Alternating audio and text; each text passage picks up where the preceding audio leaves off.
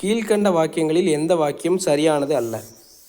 C. ராஜகோபாலாச்சாரியின் Rajaji திட்டம் நாட்டின் அரசியல் பிணக்கை தீர்க்கும் நோக்கில் கொண்டு வரப்பட்டது. இது சரிதான்.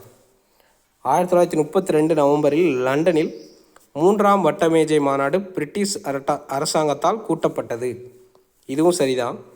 கிரிப்ஸ் தூதுக்குழு டெல்லிக்கு 22 மார்ச் 1942 வந்தது. இதுவும் சரிதான். கிரிப்ஸ் தூதுக்குழு அரசியல் நிர்ணய சபை அமைக்க பரிந்துரை செய்தது. இது தவறு. கேபினட் மிஷன் அமைச்சரவை தூதுக்குழு தான் அரசியல் நிர்ணய சபை அமைக்க பரிந்துரை செஞ்சுருக்கோம். அதில் ஒரு உறுப்பினராக கிரிப்ஸ் இருந்திருப்பார். சரிங்களா?